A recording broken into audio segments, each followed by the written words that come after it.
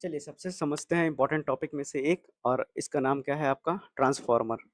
ठीक है, तो ट्रांसफार्मर जो है आपने देखा होगा आपके घर के पास भी, बिजली विभाग में भी आपने सब जगह देखा होगा। ठीक, तो ट्रांसफार्मर के बारे में समझते चलते हैं। ये क्या है ट्रांसफॉर्मेशन, ये ट्रांसफार्मर का क्या है कोर है, ये है क्या है प्राइमरी वाइंडिंग है, ये आपका कौन सा है सेकेंडरी वाइंडिंग है। मान लेते हैं इसमें एन नंबर ऑफ टर्न्स है, इसमें भी क्या ना कितने टर्न्स हैं, तो एन नंबर ऑफ टर्न्स है, यानी कि एन जो है ये प्राइमरी टर्न हो गया और एन क्या हो गया आपका सेकेंडरी टर्न हो गया। अगर आप यहाँ पर वोल्टेज जो देते हैं और करंट देते हैं, तो अगर आप इधर से करंट देते हैं तो इसको प्राइमरी करंट मान लीजिए, और इधर से जब आप दे रहे हैं तो इसको मान लीजिए सेकेंडरी करंट। आप इधर से वोल्टेज दे रहे हैं तो वी प्राइमरी बोल सकते हैं, और इधर से अगर आप दे रहे हैं तो वी सेकेंडरी बोल सकते हैं आप।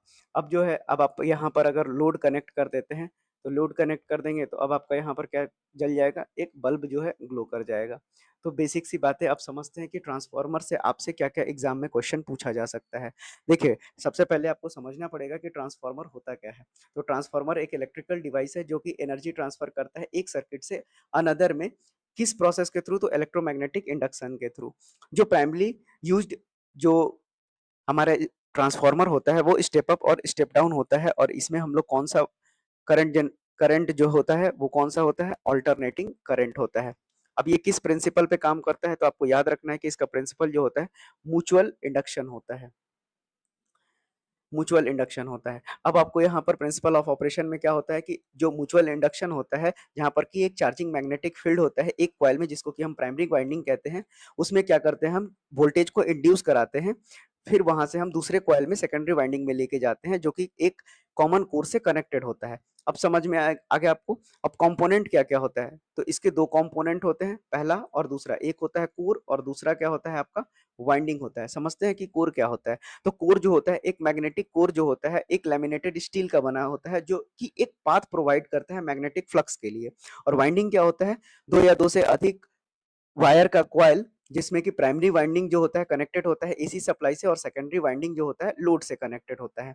आपको समझ में आ रहा होगा, डायग्राम देखकर मैं एक्सप्लेन कर रहा हूँ। उसी तरह से मैंने ट्रांसफार्मर का जिक्र किया स्टेप अप और स्टेप डाउन। तो स्टेप अप ट्रांसफार्मर में हम जनरली वोल्टेज को इंक्रीज करते हैं, और इसका यूज हम लोग टिपिकली जो है ट्रांसमिशन लाइन के लिए यूज करते हैं। और स्टेप डाउन ट्रांसफार्मर में हम क्या करते हैं वोल्टेज को डिक्रीज करते हैं, जो कि हाउस होल्ड अप्लायंस में यूज करते हैं। आप जो है अब ट्रांसफार्मर की रेटिंग बेसिकली किस में होती है, तो किलो वोल्ट एम्पियर में इसकी रेटिंग होती है। अब आगे बढ़ते हैं। अब ट्रांसफार्मर की जो है एफिशिएंसी क्या होती है, तो ट्रांसफार्मर की एफिशिएंसी हाईली एफिशिएंट होती है। अगर आपके सवालों में जो है, क्योंकि यहाँ पर कोई रोटेटिंग पार्ट्स नहीं होता है, इसलिए इसका जो एफिशिएंसी होता है वो हमेशा 90% से ऊपर ही होता है। और जो भी आपका लॉसेस जो होता है, इसमें 3 तरह के ही लॉस होते हैं। बेसिकली जो है 2 तरह के होते हैं। एक होता है आपका कोर लॉसेस होता है, जिसमें कि कोर लॉसेस में हम क्या बता पाते हैं कि इसमें हिस्टैरिसीस और एडी करंट लॉस को लेते हैं। इसमें लेते हैं हम हिस्टैरिसीस को और एडी करंट लॉस को लेते हैं। अब बाकी का जो आपका लॉस है वो कॉपर लॉस है, जो कि रेजिस्टेंस के चलते होता है वाइंडिंग में। अब जो है इसका एप्लीकेशन कहाँ-कहाँ होता है, तो इसका एप्लीकेशन आपको मालूम होना चाहिए कि पावर ट्रांसमिशन में लॉन्ग डिस्टेंस के लिए यूज़ होता है, पावर डिस्ट्रीब्यूशन में यूज़ होता है, और इलेक्ट्रॉनिक्स आइटम्स में भी यूज़ होता है। जैसे घर में टीवी के लिए, फ्रिज के लिए अलग-अलग स्टेबलाइजर लेते हैं। लेकिन आपसे वही पूछ दिया जाए कि ट्रांसफार्मर के टाइप कितने हैं, तो टाइप बेसिकली अगर आपको ऑप्शंस में दिया रहेगा पावर ट्रांसफार्मर, डिस्ट्रीब्यूशन ट्रांसफार्मर, आपको टाइप दिया जा सकता है। पावर हो गया, डिस्ट्रीब्यूशन ट्रांसफार्मर हो गया आपका, और उसके बाद कुछ स्पेशल ट्रांसफार्मर आते हैं।